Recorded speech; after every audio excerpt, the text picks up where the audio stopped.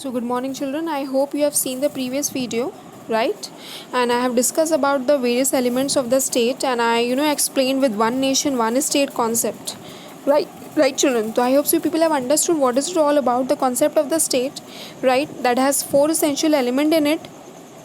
Here comprise of government, sovereignty, population, right children, association, society. So all these things comprise and form a state, right? Though we did few differences with the state, with nations and associations, but somehow it all makes they all make the fundamental concepts of political science. You have to be aware about all these things before going in depth about the political science, right children? So here this in this video I'm going to start with a new chapter, and that is the origin of the state. Now before that I already explained you about the fundamental concepts, what the state comprises of, what is it all about. Here I'm going to explain you about different theories that proves the existence of the state, right? And these theories simply give the evidence, right, ki how state has been evolved for years, what were the customs, the cultures and the thoughts associated with the state, and obviously the histories, right? So here we're going to start with the chapter, right? Let's start now. So here several, first of all, before going in depth about this chapter, I'm going to explain you about the several theories related to the state now, related to the origin of the state, ki how the state has been originated, right? How have the state taken the birth, right? So here the three theories prove the existence of the state, and here the first theory is the divine origin theory. The second is the social contract theory of state origin. The third is evolutionary theory of origin of a state. All these theories you have to study in this chapter to prove the existence of the state. So I'm going to explain you one on one basis what is it all about. The very first theory I'm going to explain you about is what? The divine origin theory of a state class, and here it proves that yes, a state has been originated now. So first of all I'm going to tell you the definition. What do you mean by divine, right? Now divine origin theory of a state has been the oldest theory, remember children. It seeks to support that the state is a creation of God and the king rules the state by God's will, order and authorization. A state is a divine and not a human institution. It is ruled by the king on behalf of God. King is the representative of God on this earth and is destined and duty bound to rule the people. Command of the king have to be obeyed as dictates of God. No one can and should disobey or oppose the law and orders of the king. Disobedience to laws constitute not only a crime but also a sin. The king rules and is accountable to God for his rule. In case he commits atrocities, God punishes him. It is not for the people, his praja, to judge him. The power and will of the king is superior to public opinion, and he alone has authority to make and enforce law. His laws are always just because these are made on the basis of divine rights. I hope so people have understand the definition of the divine theory, right? Now, main supporters of this theory, children. Now you have to clear with yourself ki who has supported this theory now, right? The very first of all, the Jews and the divine origin theory, the very first religion that has given its support, right, were the Jews. And how they have supported, just see now. The Jews were the first to accept and advocate the divine origin theory. The Old Testament record that God appoints the king to the throne and he alone has the power to remove him. King is responsible to God and not to the people. It is the duty of the people to obey king's command, right? Next, now the divine origin theory in Hindu scriptures. Now in various Hindu scriptures also they proved that the king's will is the God's will, right? So let's see now. In ancient India, the state was considered to be a divine institution and rule of the king was held to be divinely system. The Manusmriti, the oldest law, right, record that though the king is a human being, no one should hate or disobey him because he is God in human form. The people were sick of anarchy and that is why God created the king to protect him. Several Hindu scriptures describe the king as the incarnation of God Vishnu. In Indian mythology, even the heaven is held to be the kingdom of God Indra. As such, Hindu scriptures also support the theory of divine origin of the king and his estate. The second supporter we found in Hindu scriptures, children.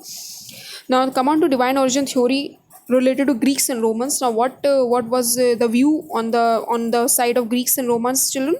In ancient time, Greeks and Romans also upheld the theory of divine origin. Several of their philosophers advocated the view that the state was both natural and divine. God rules the state indirectly through his agent, right? Next, divine origin theory in Christianity. Now how Christianity mentioned divine origin theory now. Christian saints also accepted divine origin theory of the state and kingship. They advocated that the original man used to live in heaven. He was banished from heaven for his sins and sent to earth. Thereafter, God created kingship to rule the earth and appointed the king. Even during the Middle Ages, when the conflict between the church and the king emerged, the Christian saints held that both were the creations of God, but supremacy was with the church because it was a gateway to heaven. Children, if you remember, if you did, this chapter was connected with, this para is connected with what? With the chapter Reformation, where church plays a very important role and a dominant role over all over European continent, children. Here, church had a, very supreme position. Even kings were scared of them, right? Because they scared the kings in the name of God. If you remember, children, we already did in class 9th, right? Even during the period of Reformation, Luther and Calvin supported a divine origin theory of the state. Right. So, and next theory, the theory of divine rights of the king. Now, in the 17th century, the theory of divine origin of the state and divine rights of the king to rule received very vocal and bold support from the Stuart King James I of England. Right. So, in his book, he wrote that kingship was a divine institution. The king was above law. No rule could bind him. He rules by his divine right to rule. No institution or people could limit his power because he receives his power from God and is responsible only to God.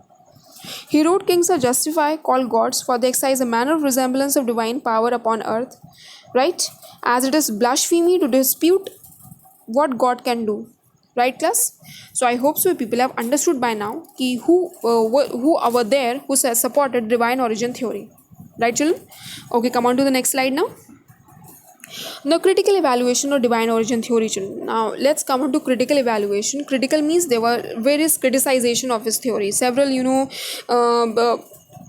several writers or the scholars, the thinkers simply rejected this type of a theory. Like this theory never proved that state has been existed so far. So let's see their critical evaluation. Let's see how they criticized now. Now, not based on fact. The very first criticization was what, class? Let's see. Is what actually? The divine origin theory is not based on fact. No one can accept the view that the first king was appointed by God himself. No king can give a proof of it. It is based on faith and not facts. The very first thing they criticize on the basis of fact, right? Next, unhistorical. History does not support this theory. It is based on mythology and not on historical fact. Right, children? Next, if you see, it fails to stand the test of morality. Divine origin theory holds that the king ruled by divine right. He is responsible to God. He acts for God on earth. His commands are binding even if these lead to atrocities. People have to obey even a despotic dictatorship, right? This is against the principles of morality, which hold that people should neither practice nor tolerate injustice, right? That's why they criticize this theory. People never accept the injustice, right? And here in this theory, they simply, give the supreme position to the king, and whatever king does, the people has to follow. Right, children? Next, criticization, if you see it, explain only kingship. This theory can at best explain the origin of kingship. It offers no theory of democracy. Even in ancient time, democracy was practiced in the form of local self-rule. Right. Next, if you see now, next, against democracy.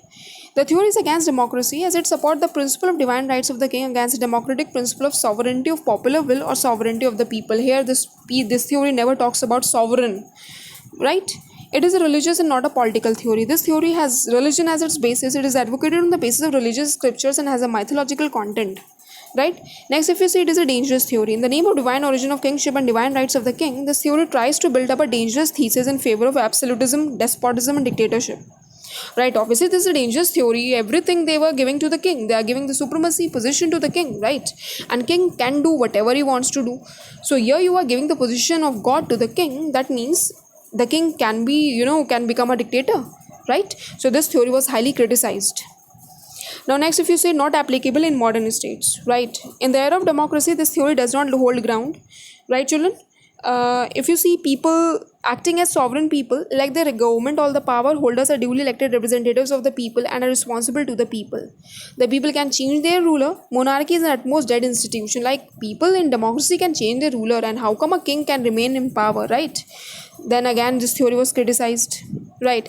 It is a conservative theory. Divine origin theory reflects an orthodox and conservative approach. By projecting the king as God's son, sacred, divine, and all-powerful, this theory tries to strike at the very root of concept of equal right and freedom of the people.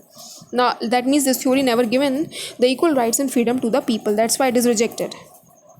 Next, if you see, atheists do not accept this theory. This theory reflects an unshakable faith in the presence of God, but the atheists do not accept the existence of God. They therefore reject the theory of divine origin of state. right children? So I hope you people have understood ki how come this theory was criticized and what ground this theory has been criticized, right? So I hope so this way you people have understood ki what is the theory all about, and how come this theory has given the supreme position to the king, the divine, the king. They simply compare the king to the gods, right? But after after hearing, so if you have listened, if you have listened to the video, after hearing so many points, you have understood because this theory is not based on the fact, right? Totally unhistorical, right? And the basis of this theory is religion. They simply give priority to religion and all mythological facts, right children? So, and because we have to, if we want to create the theory, if we want to give the proof for existence, we need to prove it, right? With some facts and figures, and that is totally negligible in this theory. That is not seen in this theory, right? So this theory is totally superfluous, right? Like they said key state is a creation of god. There is no existence so far, like there is no proof key god has created the state. That's why this theory was rejected by various thinkers, no, by various this one political scientists, right? So basically the main features of this divine origin theory, if you remember children, what is that? State is the creation of god. State is a divine institution. King is the agent of god on this earth. King rules by the right divine to rule. King has a divine right to issue commands which are laws and which have to be obeyed by all law. Monarchy is hereditary. The divine right to rule passes from a king to his successor. No one has the power to limit or take away the right, power and prerogatives of the king. Right children? And if you see, I'm going to give you the examples. A state like the UK, Belgium, Bhutan, Cambodia, Canada, Denmark, Spain, Japan, Jordan, Malaysia are still monarchies. However, each modern monarchy, you know children, it's a rule of kings and queens, work as constitutional limited monarchy. Almost all modern monarchy have been working within democratic system, which are based on the principle of sovereignty of the people, and have faith neither in divine rights of the monarch nor in the divine origin of the state. That means I'm quoting this example of different states, is that ki, though these states are having monarchy still in the present scenario, but they never follow the superfluous contents in this. Like they never compare the state to god, right? And all these things, the monarchy too follow whatever is given in their country constitution. They never move beyond that. That's why this divine origin theory is totally rejected by various scientists, by various political scientists and the political thinkers, children. So I hope so people have understood what is the theory all about, the divine origin theory, right children? In the upcoming videos I'm going to explain you about more theories, right? Till then, pay attention, do listen to it. Thank you children.